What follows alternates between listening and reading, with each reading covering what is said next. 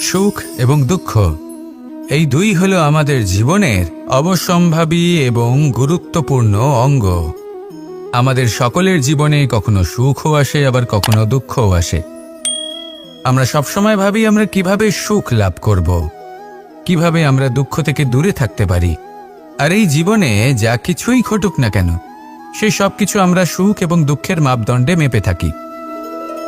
এবার এখানে একটা ছোট্ট বিষয় আছে, এটা ভেবে দেখতে হবে যে কে আসলে সুখী ব্যক্তি। সুখী ব্যক্তি হলেন তিনি, যিনি নিজের জীবনে নিজের কর্মের বিশ্লেষণ করে থাকেন, সেই বুঝে পদক্ষেপ নেন। উনি কি করতে চলেছেন সেটা উনি জানেন। আর যদি ওনার কোনো দোষ থাকে বা ভুল থাকে, তাহলে সেগুলো শুধরে নিয়ে এগিয়ে চলেন। সেই জন্য উনি সুখী হন। অন্যদিকে যে ব্যক্তি দুঃখী, তিনি কি করেন? তিনি নিজের উপর নয়, অন্যের উপর নিজের নজর রাখেন যে তিনি কি করছেন, কিভাবে কর্ম করছেন। ওনারা অন্যের নিন্দা করেন, অন্যের সাফল্য দেখে ঈর্ষা করেন, ক্রুদ্ধ হয়ে যান, ওনাদের বাধা দিতে চেষ্টা করেন। সেই জন্যই তো ওনারা দুঃখী হন। এই সংসারে এমন অনেক ব্যক্তি আছেন যারা এই কারণে দুঃখী নন যে তাদের জীবনে দুঃখ আছে। তারা এই কারণে দুঃখ পান কারণ অন্যের জীবন অনেক বেশি সুখের। দেখুন, শেষ পর্যন্ত আপনাকে নিজের কর্মের প্রতি মনোসংযোগ করতেই হবে, অন্যের প্রতি নয়। কারণ আপনার জীবনে আপনার কর্ম হলো এমন একটা জিনিস যা আপনার নিয়ন্ত্রণে আছে। নিরন্তর চেষ্টা করতে থাকুন, নিজের কর্মকে বুঝতে শিখুন, শুধরে নিন, নিজেকে শ্রেষ্ঠ করে তুলুন। তখন সাফল্য নিজে থেকে আপনার কাছে আসবেই, আর এই মন প্রসন্ন হয়ে বলবে, রাধা রাধা। প্রেমের পরিভাষা আসলে কি? ভিন্ন ভিন্ন ধরনের ব্যক্তি, ভিন্ন ভিন্ন ধরনের প্রেমী আলোচক বিভিন্ন ধরনের পরিভাষা প্রদান করেন এই প্রেম নিয়ে। কিন্তু প্রত্যেকের মনে কখনো কখনো এই প্রশ্ন এসেছে, এই ভালোবাসা আসলে কি? নিজের প্রিয়তমকে জয় করাই কি প্রেম? চার হাত এক হয়ে যাবার নামই কি প্রেম? নিজের আবেগ ব্যক্ত করাই কি ভালোবাসা? না, প্রেমের অর্থ কাউকে লাভ করা নয়, বরং তার মাঝে বিলীন হয়ে যাওয়া। যদি কারোর হাত ধরে থাকি, তাহলে আজীবন তার সাথে পথ চলা হলো প্রেম। প্রেম শুধুমাত্র সেটা নয় যা প্রেমী আর প্রেমিকার কেশদামে মালা বেঁধে দেয়। মাতা পিতার জন্য দিনরাত পরিশ্রম করা, নিজের পরিবারের জন্য দিনরাত পরিশ্রম করা, সেটাও প্রেম।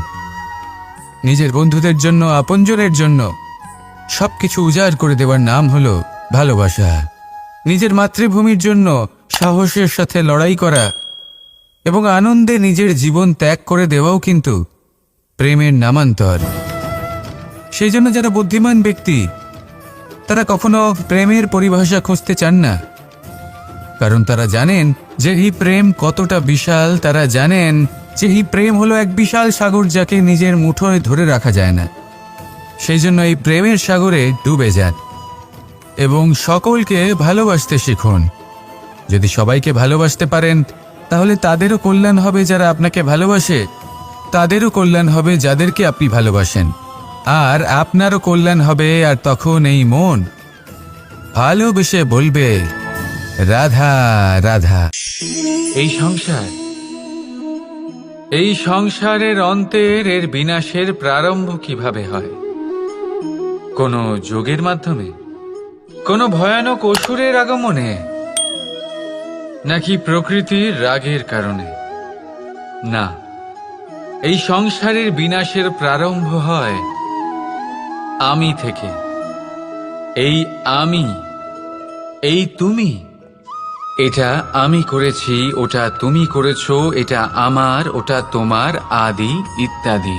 এই ভাব যখন মনে বাসা বেঁধে নেয়, সর্বপ্রথম ঘর ভাগ হয়, তারপর বসতি, তারপর প্রাণ, আর তারপর দেশ, আর সবার শেষে সমস্ত সংসার ভাগ হয়ে যায়। আর এই ভাগ হয়ে যাওয়া শেষে মনোমালিন্যে পরিণত হয়। এখন এমত অবস্থায় কি করা যেতে পারে? কিভাবে বাঁচা যায় এই পরিস্থিতির থেকে? কিভাবে দূরে থাকা যায় এই বিনাশের থেকে? উত্তর সেই একটাই, করুণা। একে অপরের দরকারগুলি বুঝুন, একে অপরের সমস্যাগুলি বুঝুন, একে অপরের দুঃখের সাথী হয়ে দাঁড়ান, একে অপরের সুখের ভাগীদার হন। আর শেষে যখন এই আমি আমরাতে পরিণত হবে, তখন এই বিনাশ নিজে থেকেই দূরে চলে যাবে। তাহলে আমরাতে বিশ্বাস করতে শিখুন, আর আমার সাথে ভালোবেসে বলুন, রাধা রাধা। আপনি এমন অনেক মানুষকে দেখে থাকবেন যারা এই সংসার ত্যাগ করেছেন, নিজেদের ঘর বাড়ি সমস্ত সম্পর্ক ছেড়েছেন, বেরিয়ে পড়েছেন শুধুমাত্র ঈশ্বরের খোঁজে। মন দিয়ে সেবা করেছেন, কিন্তু তাও ওনারা কখনো ঈশ্বরের দর্শন পাননি। উল্টে মনে অসন্তুষ্টি আরো বেড়ে গেছে। কেন হয় এমনটা? একটা গুরুত্বপূর্ণ কথা মনে রাখবেন, সেই ঈশ্বরই আনন্দ। ধ্যানের অর্থ হলো মনে আনন্দের জাগরণ করা, আর সেবার অর্থ হলো সেই আনন্দকে সবার মধ্যে ভাগ করা। তাহলে যদি আনন্দকে জাগ্রত করো আর সবার মাঝে ভাগ করে দাও, তাহলেই ঈশ্বররূপী আনন্দ তুমি অবশ্যই পাবে। রাধা রাধা।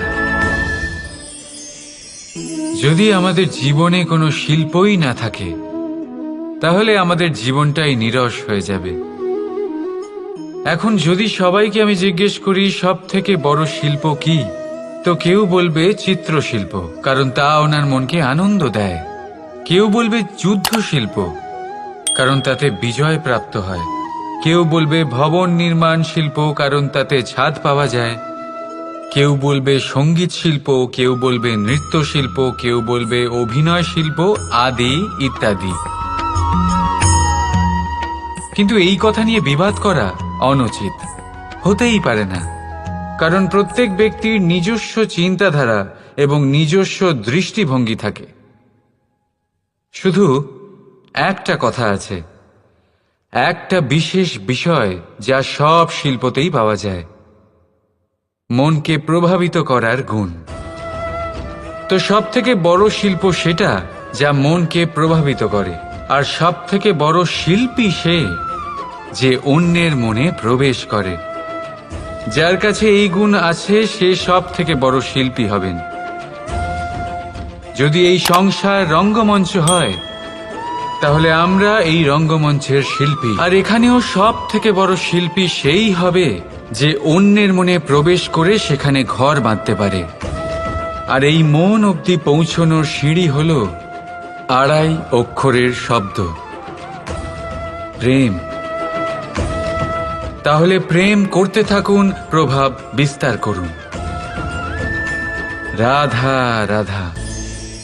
সূর্য আর চন্দ্র দুজনেই আকাশের অমিত চিহ্ন, দুজনেই প্রকাশ বিস্তার করে, কিন্তু সবসময় দুজনের তুলনা করা হয়। কে অধিক শীতল আর কে অধিক তীব্র, কে অধিক তেজবান আর কে অধিক শান্তিপ্রিয়। এবার এই তুলনা করা কি উচিত কাজ? কখনোই না। কারণ এই দুজনেই যতই প্রকাশপুঞ্জ হোক, কিন্তু এই দুজনেই ভিন্ন। দুজনেরই নিজের নিজের মাহাত্ম্য আছে, আর দুজনেরই নিজস্ব সময় আছে আলোকিত হওয়ার। তাই এদের তুলনা করা অনুচিত। ঠিক সেইভাবেই আমাদের জীবনেও তুলনা করা অনুচিত হবে। নিজের তুলনা অন্য কারোর সাথে কখনো করবেন না। আর যদি অন্য কেউ আপনার তুলনা অন্য কারোর সাথে করে, তাতে মন দেবেন না। কারণ এই তুলনা থেকে নিজেকে হীন ভেবে নেওয়া আপনার জন্য ক্ষতিকর। এটা আপনার জন্য লাভজনক নয়। শুধু চেষ্টা করতে থাকুন, নিজেকে বিস্তার করতে থাকুন, আর অপেক্ষা করুন সঠিক সময়ে। কারণ সঠিক সময় আসলে আপনি নিজের গুণ, নিজের দক্ষতা অবশ্যই দেখাতে পারবেন। রাধা রাধা। জীবনে সবাই মহান হতে চায়, সবাই বড় হতে চায়, কিন্তু বড় হয় কিভাবে?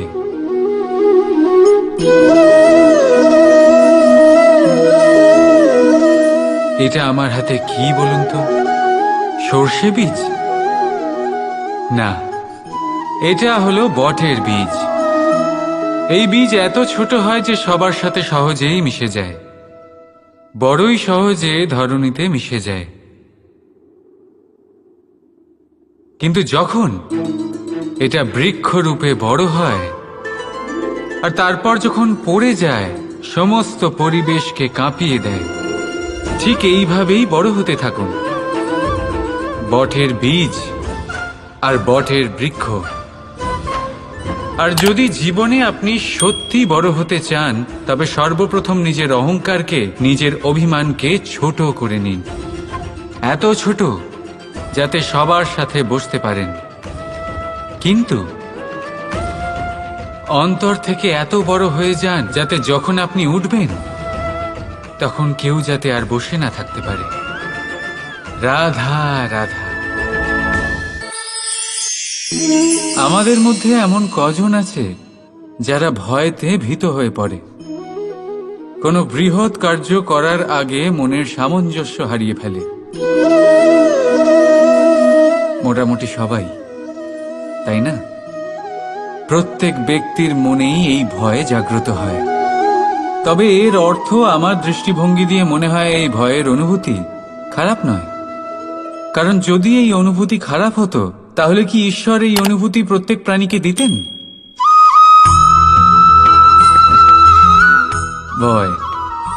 ভয়ের এই অনুভূতি আমাদের জন্য ভালো, অত্যন্ত আবশ্যক। মনে রাখবেন, যে কোনো কার্য করার আগে যদি মনে ভয় উৎপন্ন হয়, তাহলে এর অর্থ এই যে ওই কার্য করার সময় অনেক সংকটের সম্মুখীন আমাদের হতে হবে। আর সেই সংকটের সম্মুখীন হওয়ার জন্য আমাদের অত্যন্ত সাহসী হতে হবে। শুধুমাত্র এই কথা মনে রাখবেন, মনে সাহস জুগিয়ে এগিয়ে চলুন এই ভয়ের যাত্রাতে। কারণ এই ভয়ই আপনাকে আপনার লক্ষ্যে পৌঁছতে প্রেরণা যোগাবে, আপনাকে শক্তি প্রদান করবে। তাই এই ভয়ের দ্বারা ভয়ভীত হবেন না, এই ভয়কে জয় করুন। আর আমার সাথে ভালোবেসে বলুন, রাধা রাধা।